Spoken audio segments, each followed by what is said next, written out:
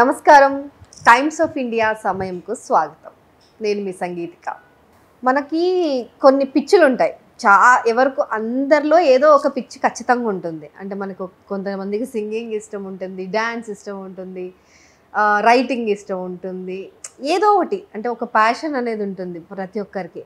కానీ దానికి మన చుట్టూ ఉండే సర్కమ్స్టెన్సెస్ కొన్నిసార్లు సహకరించవు. వాటన్నిటిని రీజన్గా చూపించి మనం పక్కన పెట్టేసి జీవితంలో అది కనుక లేకపోయింటే నేను అది సాధించేవాడిని లేదా సాధించేదాన్ని అని చెప్పి చాలా కారణాలు చెప్పేసుకొని దాన్ని వదిలేస్తూ ఉంటాం.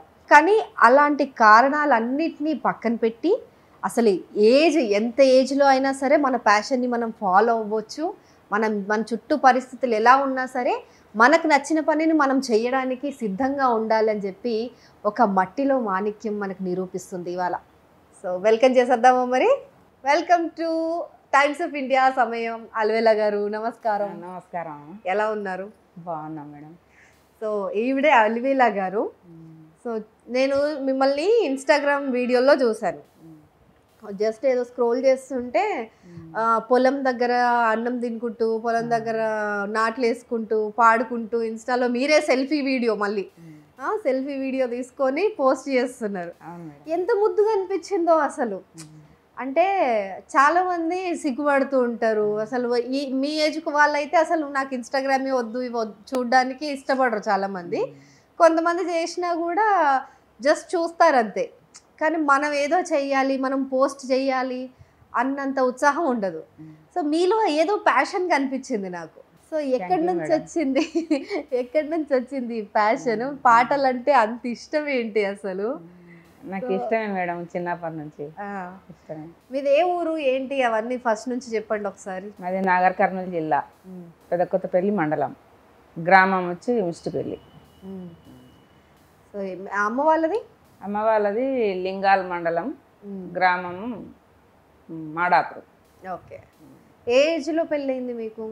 ఒక చిన్న ఏజ్లో 11 ఏళ్ళలో పెళ్ళి. 11 ఏళ్ళ? 11 ఏళ్ళు అంటే చిన్న పిల్ల కదా అప్పుడు? చిన్న పిల్ల, నాకేం తెలియదు కూడా తెలియదు ఆ పెళ్ళి వయసు అప్పుడు. తెలియదు నాకు పెళ్ళి ఎట్లా జరిగిందో కూడా నాకు తెలియదు. ఇప్పుడు గుర్తులేదు నాకు తెలియదు పెళ్ళి ఎట్లా అయిందో, ఎప్పుడు చేసిందో కూడా. 11 ఏళ్ళ వయసులో చేసారు నాకు పెళ్ళి. చిన్న వయసులో పెళ్ళి అయినాక 2 సంవత్సరాలు అమ్మ వాళ్ళ దగ్గరనే ఉన్నా చిన్నపిల్లని. ఓకే. చిన్నగా ఉంది, జర పెద్దగా అయినాక పంపిస్తున్నాం, అటు తీసుకపోతే పని చేపిస్తారని. చిన్న వయసు ఉందని అమ్మ వాళ్ళ దగ్గరనే 2 సంవత్సరాలు ఉన్నా. 3వ సంవత్సరం మ్యాచ్డ్ ఇట్లా అయినాక ఓ మెచ్యూర్ అవ్వకముందే పెళ్ళి అయిపోయిందా? 10 వెళ్ళి 11 రన్నింగ్ని చేసి బాల్య వివాహం. చిన్న అంటే 14 ఏళ్ళకి వెళ్ళినా కూడా 14 ఏళ్ళ చిన్న పిల్ల. ఇప్పుడు 14 ఏళ్ళ పిల్లలకి ఏమీ తెలియదు అసలు. ఒక ఇంట్లో అసలు ఎలా ఉండాలి, ఎవరితో ఎలా ఉండాలి, బిహేవియర్స్ ఏం తెలియదు. ఎట్లా నెట్టుకొచ్చారు అసలు ఇన్ని రోజులు? అట్లే నెట్టుకొచ్చి ఏం చేస్తాం, నా అదృష్టానికి ఇంకా భర్త కొంచెం ఇటాట ఉన్న మంచి. ఇంకా అట్లనే ఇంకా పిల్లలు మెయిన్ పిల్లలు అయ్యిండ్రు. ఎన్నేళ్లకు? నాకు 21 సంవత్సరం వచ్చే వరకు 3 పిల్లలు అయ్యిండ్రు. ఓకే. 21 సంవత్సరానికి నాకు 3 కంప్లీట్ అయిపోయారు. తర్వాత సర్జరీ చేసుకున్నారా? అయిపోయింది. ఓకే. సో ఎలా ఉండేది? మీకు పాటలు అంటే బాగా ఇష్టం కదా, మీ ఆయన సపోర్ట్ చేసేవాళ్ళ మీకు? అబ్బా, మా ఆయనకు ఆ సపోర్ట్ ఇట్లా లేదు. అంతేనా?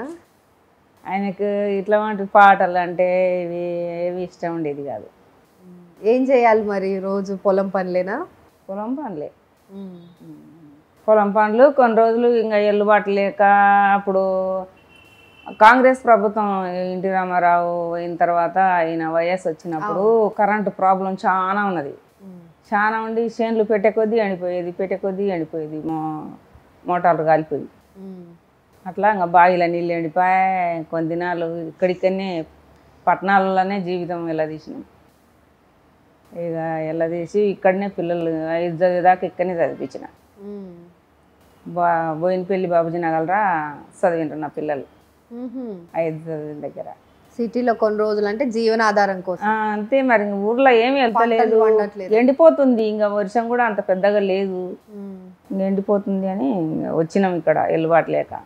వచ్చి పిల్లలు ఇక్కడనే చదివించుకుంటా ఇక్కడనే చేసిన. మీ ఆయన సపోర్ట్ లేకపోయినా కూడా పాటల్ని మాత్రం ఎప్పుడు వదిలిపెట్టలేదా మీరు? నాకు చిన్నప్పటి నుంచి పాటలు అలవాటు ఉంది. ఆయన సపోర్ట్ చేయాల్సిన అవసరమే లేదు. అవసరం ఆయనకు వస్తే కదా నాకు సపోర్ట్ చేసేది, ఆయనకు పాటలు రావు. అదే అంటే చాలా మంది వైఫ్స్ కి ఇది ఇప్పుడు మీరు చెప్పిన మాట చేస్తారు. అంటే ఎంత భర్తకు- ధైర్యం తెలుసా, ఆ. ఆయన సపోర్ట్ చేయాల్సిన అవసరమే లేదు, నేను దాన్ని నేను చేసుకుంటా. మరి నాకు ఆయన రావు పాటలు, ఆయనకు పాట ఆట అనేది ఆయనకి ఏది రాదు. అదే ఇక ఆయన నాకు సపోర్ట్ ఏం చేస్తాడు? ఆయన కళా పోషణ లేదు, లేదు. మీకుంది. ఒక పాట పాడమ్మా. అమ్మను కన్నది అమ్మే కదా, నాన్నను కన్నది ఆడదే కదా, అమ్మ అనే పిలుపుకు నోచుకోని వాళ్ళున్నా అనాథలకు అమ్మ తల్లి భరతమాత, కొడుకు మంచోడో చెడ్డోడైనా నా కొడుకు గొప్ప అని చెప్పుకునే తల్లిరా, ఆకాశమంత ప్రేమ అమ్మ దగ్గరుందని బ్రహ్మదేవుడైన కూడా అమ్మనడుగుతుండురా, అమ్మను కన్నది అమ్మే కదా, నాన్నను కన్నది ఆడదే కదా. అంతే కదా. సూపర్ సూపర్, చాలా బాగా పాడుతున్నావు అమ్మ అసలు. అంటే జనాల్లో నుంచి పుట్టేదే జానపదం. జానపదం. సో పొలాల్లో ముఖ్యంగా మన పొలం పనులు చేసుకునే వాళ్ళకి అదొక ఎంటర్టైన్మెంట్. అసలు అలసట తెలియకుండా చేసేది పాట. పాట అంతే. సో అంత అయిపోయిన తర్వాత మళ్ళీ వచ్చి ఆటలు ఆడేది అవంతా వేరు. కానీ పాట అనేది ముఖ్యంగా తెలంగాణలో ఆ పాట లేకపోతే పాటకు ఊపిరి లాగేగా అందరికి. సో పాటలు పాడేటోళ్ళు ఉంటే వెతుక్కొని వచ్చి ఆ రోజు గుంపులో పిలుచుకుంటారు కదా. అవును. రామ్మా మా శిల్కలో నిన్న ఎవరైనా ఒక్కమ్మ కూడా పాట చెప్పలే, రాయి నువ్వు వస్తావా ఇలా మా శిల్కల కానీ పిలుచుకుపోతారు పాటలు వచ్చిన వాళ్ళు. అవును. సో అంత డిమాండ్ ఉంటుంది అనమాట పాట వచ్చిన. అంటే పాటకి ఎప్పుడైనా ఇల్లు ఉంది. అంతే. అంటే అక్కడ పొలంలో ఇల్వ నేను చిన్నప్పటి నుంచి చూస్తున్న పాట ఇల్వ కోల్పోలే ఇప్పటి వరకు. పాట ఎప్పుడు విలువ కోల్పోలే. పాటకంగా పెరుగుతుంది. అవును. కానీ తగ్గుతలే. ఏ దానికైనా తగ్గుతుంది పెరుగుతుంది, కానీ పాటకు అసలు పెరుగుతుంది కానీ తగ్గడం లేదు. ఒకసారి అట్లా పొలం గట్లల్లో మీరు పొలాల్లో నాట్లు వేసుకుంటా వాడే పాట, అథెంటిక్ చిన్నప్పటి పాట ఏదైనా వాడండి. చిన్నప్పుడు నాకు ఊహ తెలిపినప్పటి నుంచి వాడే పాట ఇది. అంటే ఇది ఎవరు రాసినరో తెలియదు, ఎవరు వాడినరో మనకు నాకది తెలియదు. అది అంతే, జనాల్లో నుంచి పుట్టింది, జనాలకు అట్లా స్ప్రెడ్ అయింది. నాకది తెలియదు. నా చిన్నప్పటి పాట ఇది.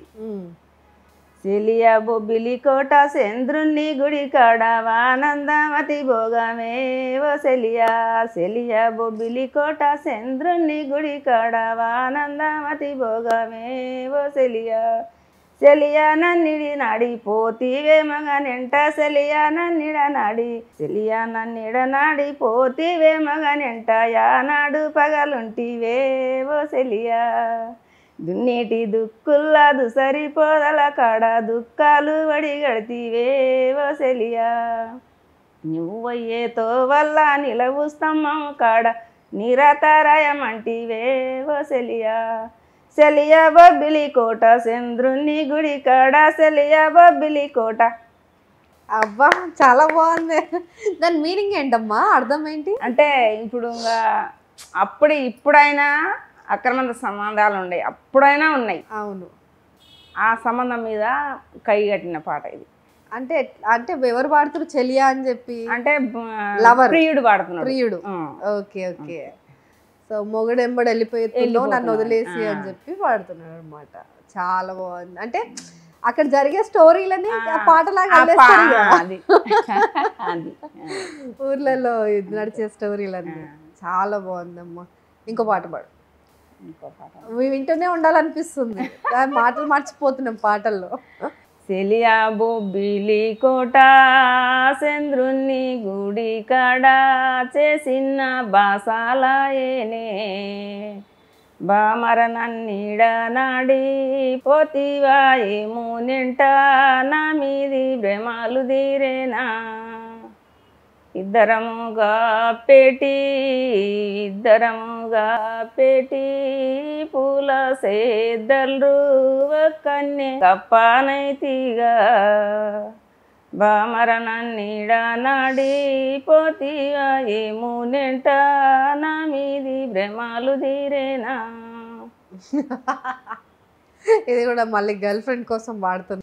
ఆ రోజుల్లో ఎలా ఉండేదమ్మా అంటే ఈ రోజుల్లో అత్త కోడలు కొంచెం ఫ్రెండ్లీగానే పర్లేదు బాగానే ఉంటున్నారు. అప్పుడు ఎలాంటి రెస్ట్రిక్షన్స్ ఉండేవి కోడలికి? చాలా ఘోరంగా ఉండేది అప్పుడు. ఏంటవి?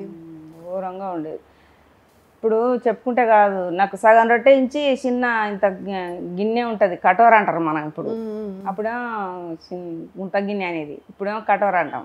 ఆ గిన్నెతోనే అమ్మలు ఉంటుంది కదా, తయ్యలు జొన్నలు కలిపి కాసిన అమ్మలు వెలిచిపోసింది మా అత్త. అంతే ఇక పొద్దుగాల సగం, రాత్రికి సగం రొట్టె, పొద్దుగాల ఒక రొట్టె. ఎందుకంటే పొద్దుగులు పని చేస్తాం కదా, పొద్దుగులు ఒక రొట్టె అమ్మలి, రాత్రికి సగం రొట్టెని. కూరలన్నా మంచిగా ఇచ్చేవాళ్ళ? ఏం కూర లేదు, ఏం లేదు. తిండి కాడ అంటే అత్తగారి ఇల్లు వేస్తే, ఏమైనా తింటే అమ్మలు ఇంటికాడ బలరు పసులు పాడి, ఇంకా ఇష్టం వచ్చిన తిండి, ఆడ తిన్న తిండే ఇన్ని దినాలు నా ఒంటిలో పని చేస్తుంది. అమ్మోళ్ళ ఇంటికాడ తిన్న తిండి. అప్పుడు అమ్మోళ్ళ ఇంటి దగ్గర ఉన్నది ఎన్ని రోజులు? 11 ఏళ్ళే కదా. 11 ఏళ్ళు. ఇంకా వస్తుంటే పోతుంటే తిన్న తిండికి తప్ప అయితే ఇంకేం లేదు. మా నాయన మంచిగా పెట్టిండు. మేము 6 మంది 7 మంది అయినా కానీ మాకు ఏ తిండి లోటు లేకుండా మాకు మంచిగా తాకిండు మా నాయన. ఒక్క సేనుకు పనికి పంపించినాడు కదా మా అయ్య. పసల కాడికి నేను పోయేది. మాకు 60-70 ఆవు ఉండే, బలరు ఉండే, మేకలు ఉండే. ఇంటి మూడింటే నేను ఒక్కదానే కాసుకురావాలి. అంతేనా? కాసుకురావాలి, గడ్డి మోపులు తేవాలి. అంత చిన్నగా ఉన్నా కానీ గడ్డి మోపు తెచ్చేస్తాను. నేను తెచ్చేసిన గడ్డి మోపు మా ఆయన ఖచ్చితంగా పట్టుకపోయి బలర ముందలు వేసుకుని పాటలు పాడుకుంటా. అంటే పశువుల దగ్గరకు పోయి గడ్డి మోపు కూడా మీరే మోసుకో, పొద్దుగాల తీసుకుపోయి అక్కడక్కడ మేపుకొచ్చి కట్టేయాలి. అంత చిన్న వయసులో కట్టేయాలి. అన్నీ కొన్ని దొల్లగొట్టేటి ఉంటాయి, కొన్ని కట్టేసేటివి ఉంటాయి. అంటే కట్టేసి మళ్ళా అన్న రొట్టెనన్నా అమ్మలన్న తాగాలి, పోయి ఒడ్ల పొట్టి గడ్డి కోసుకురావాలి, ఒక మోప 2 మోపలో మళ్ళీ తాగాలి, తినాలి, మళ్ళీ అంటిని కొట్టుకొని వెళ్ళాలి. సాయంత్రం 6 గంటలకు ఇంటికి రావాలి. ఇప్పుడు చాలా మంది ఆడవాళ్ళు ఉద్యోగాలకు వెళ్తున్నారు కదా, సో ఫ్యామిలీని సరిగా చూసుకోలేకపోతున్నారు అని చెప్పి చాలా మంది అంటున్నారు. అప్పుడు వాళ్ళకి ఏం చెప్తావు నువ్వు? అంటే మీ ఉద్దేశం ఏంటి? జాబులు చెయ్యాలా ఆడవాళ్ళు, చేయకూడదా? చెయ్యాలి, కానీ ఉద్యోగాలు చేసుకుంటేనే జీవనం ఆధారం ఇయ్యాలి రేపు. అవును. కానీ సహనం అనేది ప్రతి స్త్రీ దగ్గర ఉండాలి. సహనం ఉంటేనే మనకు భర్త మన దగ్గర నెగులుతాడు, మన పిల్లలా చూసుకోగలుగుతాము. నేను డ్యూటీ చేస్తున్నా కానీ సహనం కోల్పోయినామనుకో సంసారం పటా పంచలైపోతుంది. అంతే. అంటే మరి ఇప్పుడు ఆడపిల్ల జాబ్కి వెళ్ళినప్పుడు ఇంట్లో భర్త ఏదో ఒక పని చేస్తే ఏం కాదు, ఈమెనే పని చేసుకుంటుంది, ఆమెనే జాబ్కి వెళ్తుంది కదా. అదే ఇంకా అట్లా మరి అప్పుడు ఆమె కోపం వచ్చేస్తుంది కదా, నేనే చేయాలా అన్ని. ఇప్పుడు చెప్పిన మాట ఎవరు తల్లి తండ్రి మాట వినకుండా ఇప్పుడు కొడుకులు కూడా జర మితిమీరిపోతుంటారు. వాళ్ళు కరెక్ట్గా ఉంటే ఆడేళ్ళని మనం ఏమైనా నిలదీయనికొచ్చు. కానీ ఫస్ట్ మెయిన్ ఇంట్లో ఒక నిట్టాడు లేక మగ పిల్లగాడు అంటే ఎన్ని ఆశలు ఉంటాయి వాని మీద, తల్లికి కానీ తండ్రికి కానీ అవదాతలకు కానీ ఒక మగబిడ్డ పుట్టిండి ఇంట్లో అని. ఆ ఆశలు వాడు ఏ ఒక్క ఆశ నెరవేర్చకపోతే ఇంకా ఆడి మంచి లోపదిస్తుంది. అయితే మగ పిల్లగాడు గట్టిగా ఉండాలి ఇంట్లో. అవును.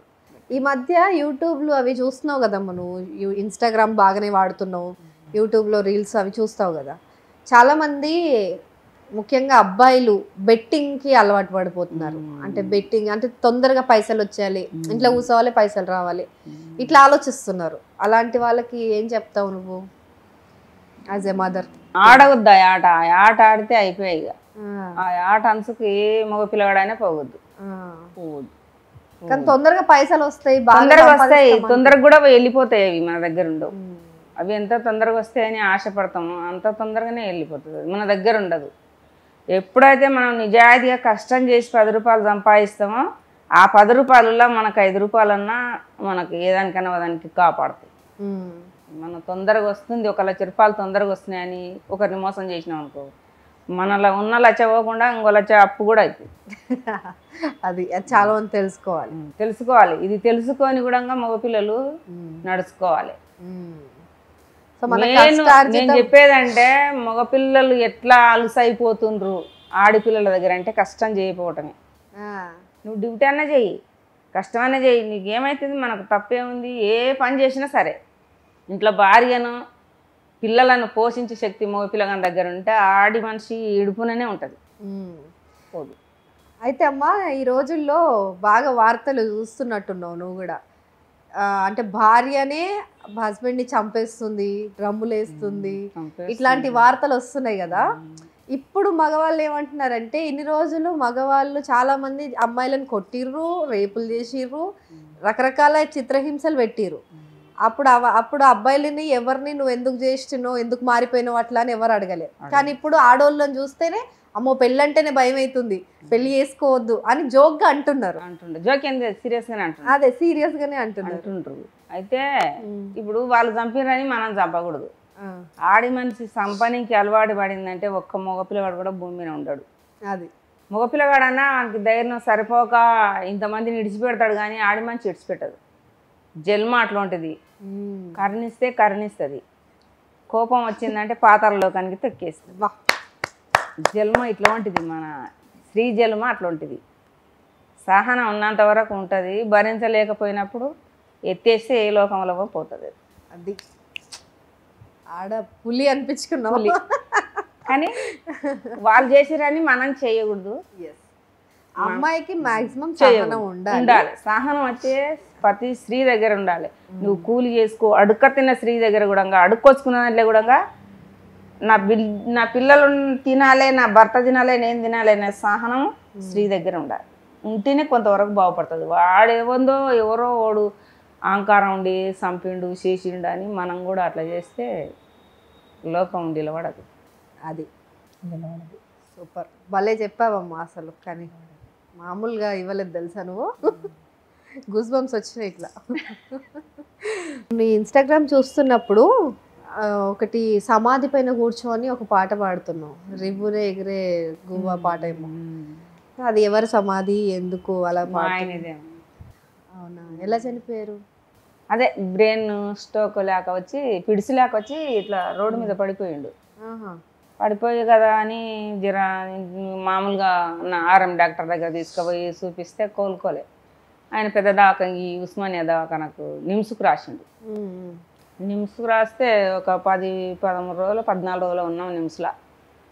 బాగానే ఖర్చు పెట్టుకున్నాం, కానీ ఆయనకు కోలుకోలేదు. కోలుకోక ఆయన ఏమన్నాడంటే, ఈయనకు మా బీడీలు కానీ ఈ తాగే వస్తువులు ఇవి తాగకుండా ఉంటే ఒక 2-3 ఏళ్ళు బతుకుతాడు అన్నాడు. ఇంక ఈయన లేదు, ఇంకా చచ్చిపోతే తాగుతానేనని తాగి 1 సంవత్సరం వెళ్ళి 5 నెలలు 6 నెలలు అవుతుంది. సంక్రాంతి పండుగ వచ్చింది. మా కొడుకుతోటి అన్నాయా, మీ నాయనవి కాగితాలు చూడు మంచిగానే ఉండవే, మళ్ళీ ఒకసారి హాస్పిటల్ కన్నా తీసుకుపోవాలి, బాత్రూమ్ పోయి టాయిలెట్కి పోతే వాసన వస్తుంది, మరి ఎందుకో ఏమో చూపించుకొస్తాం ఒకసారి అంటే, నేను హాస్పిటల్కు పోయి వచ్చినాక తొలకపోతలేమా అన్నాడు. ఈయన హాస్పిటల్కి పోయిండు, ఇంటికి రానేలేదు. ఆయన కొమ్మాలకి వెళ్ళిపోయిండు. ఆ విధంగా కొమ్మాలకి వెళ్ళిపోయిండు అని మళ్ళీ హాస్పిటల్కి తీసుకొస్తే, ఇక్కడ ఉస్మానియాకు తీసుకొస్తే పట్టపోయి, ఇంకా నిమ్స్కు తీస్తే పట్టలేదు, ఉస్మానియాకు వచ్చినాం. ఇంకా ఆడ 2 రోజులు ఉన్నాడు, 3 ఉన్నాడు, చచ్చిపో. ఇప్పుడు జనవరి 25కో 22కేమో శ్రీరాముల వారి లగ్నమైన చూడు, ఏప్రిల్ అయోధ్యలా లగ్నమైన చూడు, ఆ రోజు దానం అయ్యిండు. ఎంతమంది అమ్మా పిల్లలు మీకు? నాకు 2 కొడుకులు 1 బిడ్డ. పెళ్ళి అయిపోయినాయా? కొడుకులకు గాలే, బిడ్డకాయ. సో ఇప్పుడు అంతా ఓకేనా మరి నీకు, ఫినాన్షియల్గా కానీ ఇవన్నీ, అంటే ఆర్థికంగా పైసలు? ఓకే అంటే పైసలు ఎడికెళ్ళిస్తామా మేము. చిన్నకారు రైతు అంటారు చూడు, సన్నకారు రైతులు, చిన్నకారు రైతు అంటారు చూడు, చిన్నకారులనే మేము సన్నకారు రైతులం, చిన్నలనే మళ్ళీ సన్నకారు రైతులు. మా తన డబ్బు ఎడికెళ్ళొస్తుంది, ఇంకేమున్నదంటేనే జీవిస్తున్నాం. కానీ భలే నవ్వుకుంటూ హ్యాపీగా పాడతావమ్మా పాటలు మాత్రం. ఎన్ని కష్టాలున్నా చుట్టూ ఇట్లా జరుగుతున్నాయి. ఇక నేను చెప్పుకోను ఎవరికి. చెప్పుకుంటే ఒకవేళ నాకు ఈ కష్టం వచ్చిందని నీతో చెప్పుకున్నాను అనుకో, సపోజ్ నీవే అంటే నీవే కాదు, నా పక్కన ఉన్న వాళ్ళకి ఎవరికైనా అమ్మ అని చెప్పుకున్నాను అనుకో, సులుకన ఏదే తప్ప ఇంకా నాకు ఏం ప్రయోజనం ఉండదు. సుల్కన నేను నా బాధ ఏందో ఇంకా నేను భరించుకునేది తప్పకుండా వాళ్ళతో పోయి చెప్పుకొని అనవసరంగా మళ్ళీ అదొక బాధ. బాధనేకా బాధ. నేను ఎంత బాధ అన్నా నా లోపలనే పెట్టుకుంటా. నా పిల్లలు ఒకవేళ నా మాట వినకపోయినా ఒకరితో చెప్పుకోను, నా లోపలనే పెట్టుకుంటా. అది మరి డిప్రెషన్ అని అంటున్నారు కదమ్మా ఈ రోజుల్లో, మరి ఎవరితో అయినా చెప్పేసుకోండి మీ బాధని అని అంటున్నారు కానీ ఇంకా చెప్పేసుకుంటే నిలబెట్టుకునే వాళ్ళు చెప్పేసుకుంటారేమో. నేను ఆపుకునే శక్తి నా దగ్గర ఉంది ఇప్పటికైతే, నా లోపలనే ఉంది అంతే శక్తి. అంతే. అది మంచి దానికి కూడా ఒక ఉంటుంది. ఆ శక్తి నాకు భగవంతుడు ఇచ్చిండు, లోపలనే పెట్టేస్తాను. నేను ఎవరికి నాకు ఈ కష్టం వచ్చింది, నా భర్తకి రూపాయదే లేదు, నా కొడుకులకి రూపాయదే అని ఒక్క మంచితో ఒక్క మాట చెప్పనే.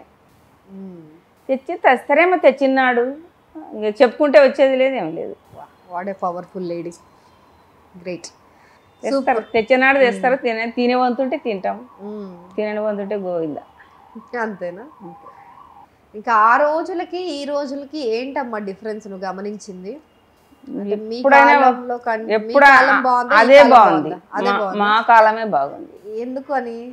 మా కాలంలో మా తాత, మా నాయన వాళ్ళ డాడీ, నేను చిన్నగా ఉన్నప్పుడు చచ్చిపోయింది మా తాత. కొంచెం కొంచెం గుర్తుంది నాకు. అప్పుడు చచ్చిపోయిన తాతను నా పిల్లలు పుట్టి నా పిల్లలు పెద్దగా అయిన దగ్గర కూడా మా తాతను గుర్తు చేసుకొని ఏడ్చుకున్నాం. ఎందుకు? మా తాత లేకపోయా కదా ఇంతమందిలా, మా తాత ఒక్కడు లేకపోయా. ఇప్పుడు ఇవాళ దచ్చిన మంచిని సాయంత్రం కల్లా మర్చిపోతున్నాం. అంటే ఇప్పుడు ఎక్కువనా అప్పుడు ఎక్కువ? అప్పుడు అనుబంధాలు బంధాలు అట్లుండే, అట్లా ఒక మనిషి అంటే గౌరవం ఉన్నది. ఇప్పుడు లేదు, పోంది అంటే మనిషికి విలువ లేదు. అప్పుడు విలువ ఉన్నది. మా అమ్మమ్మ నాన్న చచ్చిపోతే కూడా పైసకే విలువ ఉన్నది. ఇప్పుడు పైసకి విలువ ఇస్తున్నారు, మనిషికి విలువ లేదు. ఆ పైసలకి విలువ ఉంది ఇప్పుడు. డబ్బు ఎవరి పైసలు ఎవరి దగ్గర ఎక్కువ ఉంటే వాళ్ళకి, వాళ్ళ దగ్గర విలువ ఉంది. డబ్బు లేని దగ్గర ఎంత మంచి మనసు ఉన్నా కానీ వానికి విలువ లేదు. ఇట్లా మరి పైసలకు కాకుండా మనిషికే విలువ ఇచ్చే రోజు రావాలంటే ఏం చేయాలి? అందరూ ఏం చేసేది లేదు, మన చేతులు ఏమి లేదు. అంతా దేవుని చేతులు ఏముంది, దేవుని చేతులది కూడా అయిపోయింది. అయిపోయిందా? లోకం మాట, దేవుని మాటనే వింటలేరు, దేవునికి వెళ్ళే ఫాలో అవుతలేరు, దేవుందే చేతి శవతలు పెట్టేస్తారు. మనం ఎంత ఫోన్ లేనప్పుడు చూసినావు నువ్వు కాలాన్ని, ఫోన్ వచ్చిన తర్వాత కూడా చూసినావు. సో అప్పుడు బాగుండేనా ఇప్పుడు బాగుండేనా? అప్పుడే బాగుంది. మరి ఫోన్ ఇప్పుడు ఏమి ఫోన్ కాదమ్మా, అప్పుడు ఏం తెలియదు. ఈ ఫోన్లు, ఈ చిత్రకథలు ఇవన్నీ ఏం తెలియదు. అప్పుడు తెలియనప్పుడే మనిషికి విలువ ఉన్నది, గౌరవం ఉన్నది. జీవితం అంటే మనిషికి ప్రేమ ఉన్నది.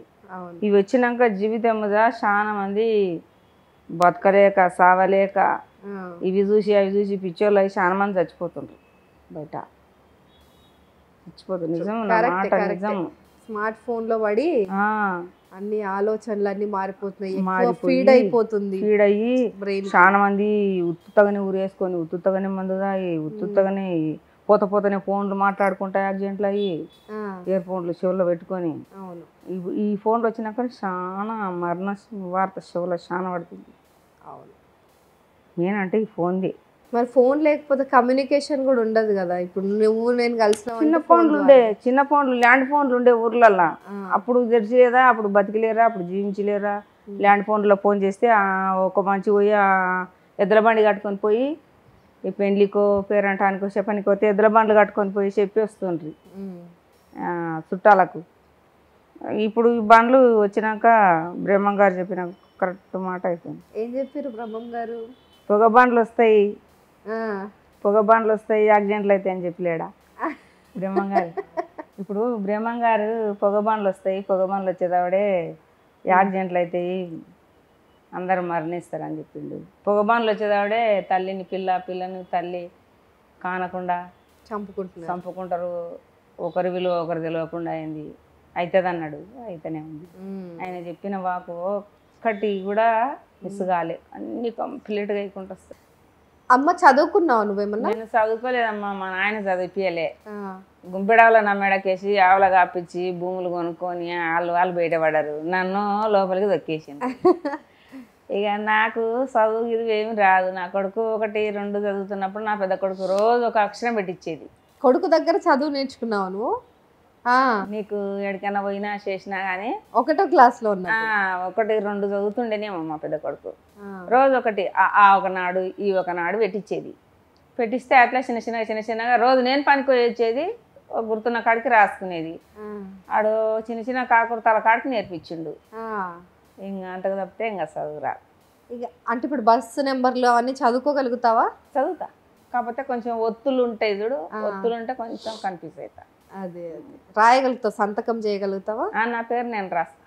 అబ్బా గ్రేట్. సో మొత్తానికి అసలు జీవితం అని అంటే ఏంటి, మీ ఉద్దేశం ఏంటి? అసలు మాటల్లో చెప్పినా పర్వాలేదు, పాట పాడినా పర్వాలేదు. జీవితం అంటే ఇంకేముందమ్మా, భగవంతుడు ఇచ్చిండు భూమి మీద బతుకమని, గౌరవంగా 4 దినాలు బతికి మంచి ఎవరికన్నా దాన ధర్మం చేసి, మనకున్న దాంట్లోనే ఎవరికైనా ఇంత దాన ధర్మం చేసి మన కడుపు నింపుకొని అవతలని కడుపు నింపే ఆలోచన ఉండి జీవించి వెళ్ళిపోతే అనిపిస్తా. సూపర్. ఓ పాట పాడమ్మంట దీని గురించి. శాంతి లేని మనిషి జన్మాయేలయిస్తివీశ్వరా, ముక్తినీయమ శంకరా, నీ సేవలో పడిపోతనా. శాంతి లేని మనిషి జన్మాయేలయిస్తివీశ్వరా, ముక్తినీయమ శంకరా, నీ సేవలో బ్రతికేస్తనా. సింపుతే సినిగేటి డబ్బుకు ఇలువ ఎక్కువ ఈశ్వరా, కన్న పేగు బంధమైన దాని ముంగట ఈశ్వరా. శాంతి లేని మనిషి జన్మాయేలయిస్తివీశ్వరా, ముక్తినీయమ శంకరా, నీ సేవలో బ్రతికేస్తనా. నిజంగా చింపితే చినిగిపోయే డబ్బుకి విలువ ఎక్కువైపోయింది ఇప్పుడు. ఆ డబ్బుల ఆశ, ప్లాట్ ఆశ, 2 ఎకరాల భూమి ఆశ, కొట్టుకుంటున్నారు. 3 పిల్లల చంపి ఒక ఆమె పోయలేదా అప్పుడు, చెన్నయ్య భార్య వికారాబాద్ ఎందో ఉంది కదా, 3 పిల్లలు ముత్యాలు ఉన్నట్టున్నారు పిల్లలు. ఇంత పెద్ద పిల్లలు అయినాక ఆమెకి ఎట్లా చేతులు వచ్చినావో, అదేమి జన్మనో, అదేమి కోపమో, అదేందో ఏం అర్థం కాలే, మైండ్ పని చేయలే. సన్నగా ఉన్నప్పటి నుంచి పెంచి పెద్ద చేసి ఇంత పెద్ద పిల్లలు అయినాక చేతులు ఎట్లా వచ్చాయి కదా. మరి ఆమెను చంపిరో ఉందో తెలియదు. ఇప్పుడు తల్లిని కూతురు చంపేసింది ఎవరితో కలిసి చంపేసింది. వాడు చిన్న పిల్లగాడమ్మా, చెంప కొట్టే 2 చెంప చూపించే రోడ్డు మంచిని చంపిండంటే ఇంకా ఏం కలికాలం అనుకోవాలి, ఏం బ్రతుకు జీవితం. ఇప్పుడు పుట్టినోళ్ళు జీవించడానికి మటుకం చాలా నరకం. అంతే కదా, నరకం అంటే నరకం. ఇప్పుడు పుట్టినోళ్ళు జీవించడం చాలా నరకం. ఎందుకు జరుగుతున్నాయి అనుకుంటున్నారు? ఇది బ్రహ్మంగారు చెప్పిండు, ఆయన చెప్పిన టైం అయిపోయింది, ఇంకా స్టార్ట్ అయింది. ఇంకా 2025, 24 కాడ నుంచి 23 కాడ స్టార్ట్ అవుతుంది అన్నాడు. స్టార్ట్ అయింది. 5000 సంవత్సరం వచ్చే వరకు మొత్తం కలి మునిగిపోవాలన్నాడు. 7 దూడ్లకు 3 దూడ్లు కావాలని, 7 రోజులకు 1 కూరు కావాలన్నాడు. ఆ 1 కూరలో కూడా 5000 ఏండ్లు కంప్లీట్ అయ్యే వరకు ఆ 1 కూరు కూడా లేకుండా మాయమైపోవాలన్నాడు. మరి స్టార్ట్ కావాలి కదండి, ఆయన స్టార్ట్ కావాలని అవుతుంది చెప్పిండు. అయితే ఇప్పుడు ఊరు నుంచి సిటీకి వచ్చి బ్రతకం అంటే మీరు వద్దంటున్నారు, అంటే ఊరే బాగుంటది, ఊరు ఏడైనా బాగుంటది బతకనీకే. ఇక్కడ బతకాలంటే డబ్బులు కావాలి, ఊర్లో బతకాలంటే డబ్బులతో పని లేదు. ప్రకృతిలో ఉంటారు, ఏదో మామూలుగా ఏది తిన్నా సరిపోతుంది, ఇల్లు రెంట్ ఉండదు, ఊరు అది ఏదో ఎట్లయినా ఉండవచ్చు. వీడు అట్లుండ నీకు నెల చివరికి కిరాయి కట్టాలి, అన్నీ ప్రతి ఒక్క వస్తువు కొనాలి, అన్నీ కొనాల్సిందే. ఊర్లో అయితే శల్కాన్సోళ్ళు ఏమైనా తోట పెట్టిండ్రు, దాకా మా తోటలో ఏమైనా ఉండి తెంపుకుపోయారంటే 2 రకాల కూరగాయలు తెంపుకొచ్చుకున్నానికి 2 రోజులు పొద్దు వెళ్ళిపోతుంది. ఈడెవరితో అనుకోతాం, ఇడవనికలే. ఈడ నుంచి ఈడికే మీరు వస్తలేరు, కానీ చాలా మంది ఇప్పుడు ఊర్లలో నుంచి కానీ ఇక్కడి నుంచి కానీ అమెరికాకి వెళ్తున్నారు. కలికాలం అది అమెరికా అయినా ఎక్కడైనా ఏడైనా భూమండలం ఒకటే. అమెరికా కానీ ఇంకా అవతల కానీ భూమండలం అది, భూమి అంటే ఒకటే. నువ్వు ఏడ బతికినా ఒకటే. వాళ్ళకి అర్థం తెలియక ఆ డబ్బుల ఆశకు అదే ఆ అమెరికా పోయి ఏం చేస్తారు, ఏం పాటాయి జాబో మన ఊరాన్ని ఒక ఆయన తరిమేసారు కదా, మన దేశం ఆయన ఒక ఆయన. అవును, చాలా మంది ఇప్పుడు అంటే వీసా ప్రాబ్లమ్స్ వచ్చి ఇప్పుడు ఆ దేశంలో ఉండాలంటే కొన్ని ఇక్కడ పర్మిషన్స్ ఎందుకు ఉండవు అని ఎలాగొట్టేసలేదు. కొంతమందిని పంపించేస్తున్నారు, మళ్ళీ డిపోటేషన్ జరుగుతుంది. సో మరి అంత దూరం వెళ్ళి బ్రతుకుతున్నారు, కుటుంబానికి దూరంగా, ఇంటికి దూరంగా, ఉన్న ఊరికి దూరంగా. అదే కలికాలం సృష్టించిండు దేవుడు, పుట్టింది. కానీ బతకాలి మరి, సంపాదించుకోవాలంటే అలా వెళ్ళాలి కదా. మన ఊళ్ళోనే సంపాదించుకోవచ్చు. సంపాదన ఏం చేస్తావు సంపాదించి, ఒక్క మాట చెప్పండి మీరు. సంపాదించి ఇల్లు, కారు, బంగ్లా అన్ని రేపటికి పిల్లల కోసము. మనం ఉన్న ఊర్లో కూడా ఇల్లు కట్టుకోవచ్చు, మన ఊర్లో కూడా సంపాదించాలంటే ఏదో ఒక విధంగా సంపాదించుకోవచ్చు. అంత దూరం పోయి సంపాదించాల్సిన అవసరం లేదు. అంటే ఇలా వెళ్ళిపోవడం వల్ల బంధాలు. ఇప్పుడు నీకు జాబ్ వచ్చిందని అమెరికా పోయినావు, తల్లి తండ్రి ఈడ నేలవాడ్రి, వాళ్ళకి అన్నం పెట్టేటోళ్ళు లేప, నువ్వు పోయి ఆ దేశం వాళ్ళు ఉంటుంది, తల్లిదండ్రి అనాథలైరి, ఇంకా లాభమే ఉంది, నువ్వు సంపాదించి లాభమే ఉంది. అంటే పైసలు పంపిస్తున్నారు, టాబ్లెట్ పైసలు ఏం చేస్తాయి, బోండి పెడతాయా, టాబ్లెట్ పని మనిషిని పెడుతున్నారు, పని మనిషిని పెట్టోడు పెడుతున్నాడు, పెట్టిన వాళ్ళు పెడతలేరు, ఎవరో ఒకరు పెడుతున్నారు, పెట్టిన వాళ్ళు పెడతలేరు. ఎంతమంది ఈ రోడ్ల మీద పడి అడుపు తిని ఆగమే చచ్చిపోతలేరు పెద్దవాళ్ళు. ఎంత పని మనిషిని పెట్టినా పని మంచి మన ఇంటి వాళ్ళని చూస్తున్నది వేరుంటుంది, పని మంచిగా చూస్తున్నది వేరుంటుంది. ఆ పని మంచిని పెడితే ముసలు తన డబ్బులు ఉండయా, వస్తువులు ఉండయా చూసి ఆమె అట్లే చేసిపోయింది కదా. అవును, ఒక ఆయన ఆడామె కూడా చేసింది ఒక ఆమె. అవును, ఇంట్లో పెడితే అన్ని వస్తువులు అన్ని ఎత్తుకొని పోయింది. సో ఇట్లా అయితే ఈ పరిస్థితులు, కుటుంబం అంతా కలిసి ఉన్న దానికి సంబంధం రాదు, సమానం కాదు ఏది కాదు. కొడుకుండడు, బిడ్డ ఉంది, కోడలు ఉంది, ఈ పట్టి లేవటానికి లేవనికి చేత కాకపోతే ఆ పని ఆమె ఒకటి ఏం చేస్తుంది, చేతన కాడికి లేవడుతుంది, చేత కాకపోతే నెలకేసేస్తుంది, ఇంకోతో దెబ్బ దాకాల్సిందిగా.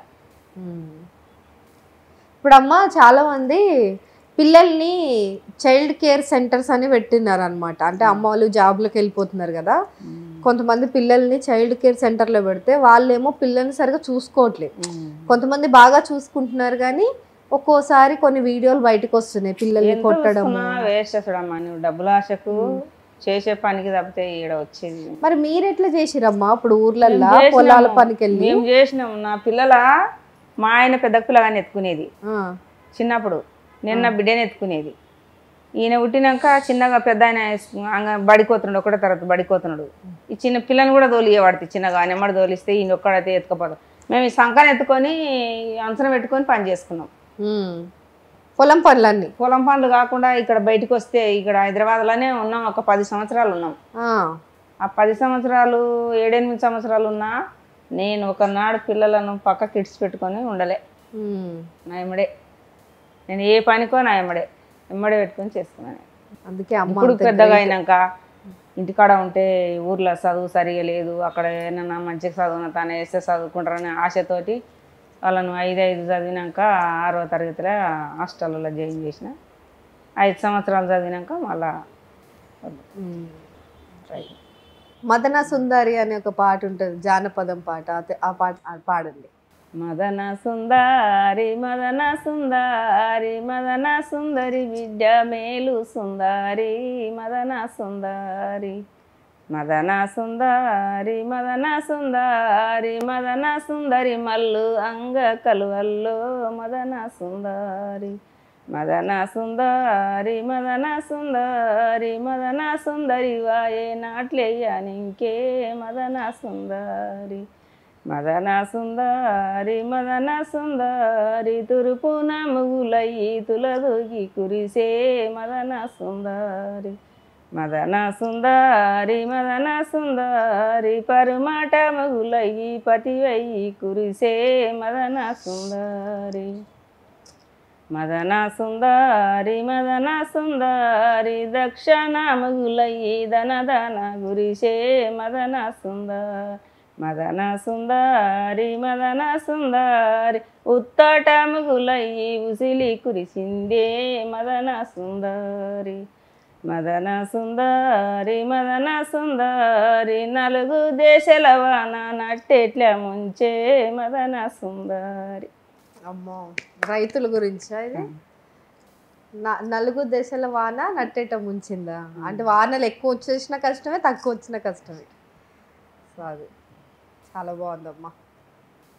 నీకు బాగా అంటే మంగళహారతులప్పుడు ఈ ఊర్లలో ఫంక్షన్స్ అవి జరుగుతుంటాయి కదా, అవును మేడం. ఆ పాట ఏదన్నా ఒకటి వాడండి, అందుకోండి. మంగళారతి పాడండి. పాడండి.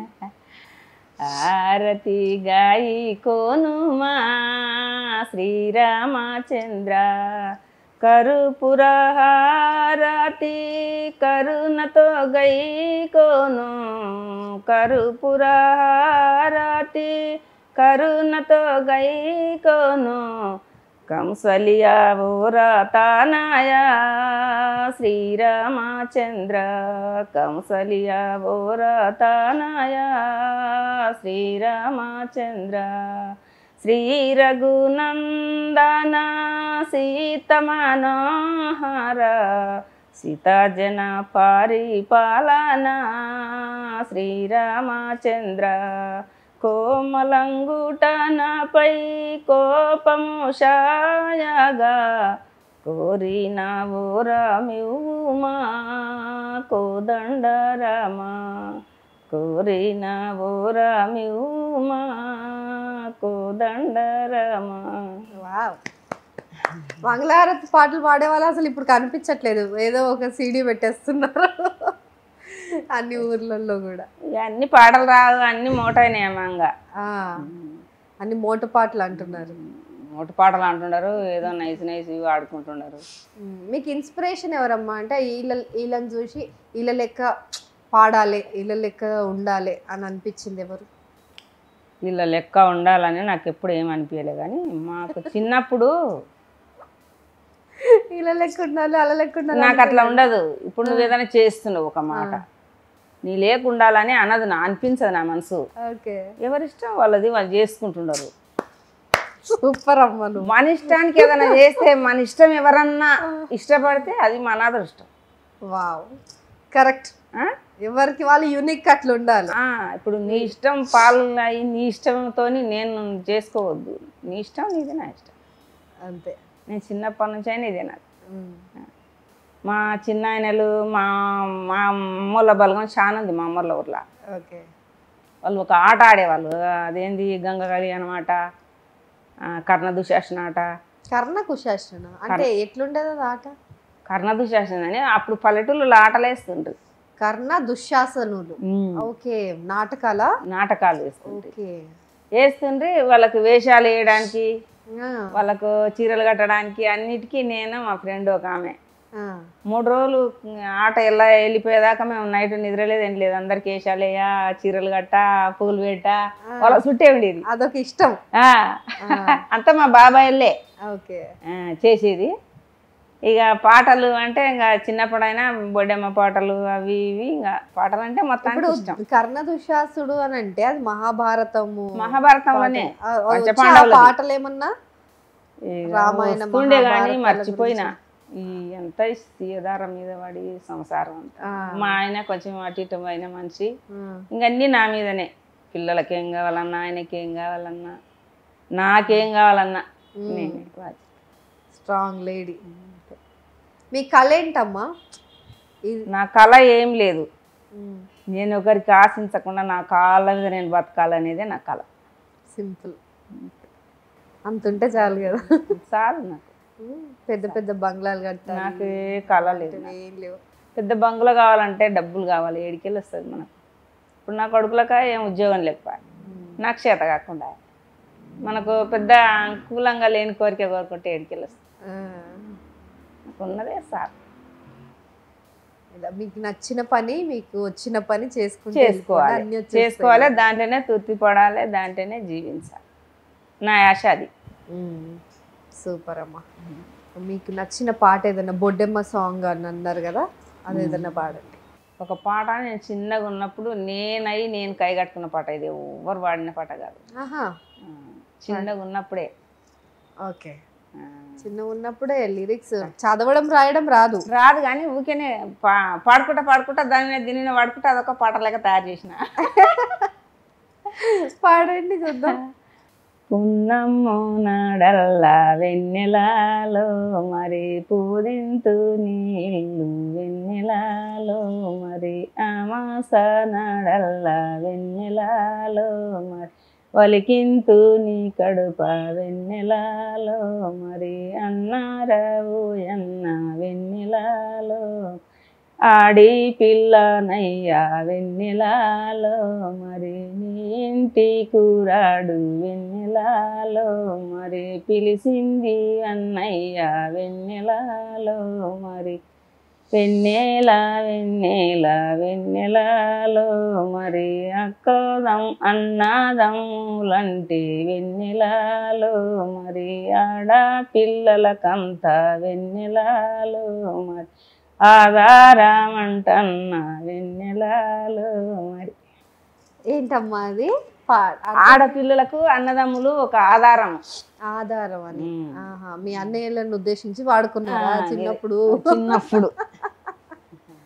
ఓకే ఓకే వినిపించారా మరి ఎప్పుడైనా మీ అన్నయ్య వాళ్ళకి ఇది వినిపించిన మస్తు వాడిన ఊర్లో అవునా ఊర్లో చిన్న పెళ్ళిళ్ళప్పుడు అప్పగింతలప్పుడు ప్రతి ఆడపిల్లకి అదొక అప్పుడు ఏం పెద్దగా పాట పాడకుండా ఇప్పుడు అదొకటి వాడుతున్నారు అప్పుడు దాని మీద ఏమైనా పాటలు వచ్చా అది నది పైన ఒక పాట పాడారు కదా ఇన్స్టాగ్రామ్ లో రాముడు లక్ష్మణ స్వామి సీత అడవికి పోయేటప్పుడు ఉంటది ఆ పాట ఆహా ఏది పాడండి ఘనమైన ఈ గంగా నది దాటుట మన వశమా ఘనమైన ఈ గంగా నది దాటుట మన వశమా కనుగుంటివా లక్ష్మణ ఈ గంగ నది కనుకుంటివా జానకి ఈ గంగ నది ఘనమైన ఈ గంగ నది దాటుట మన వశమా నది దాటుట మన వశమా సీతమ్మ రాములు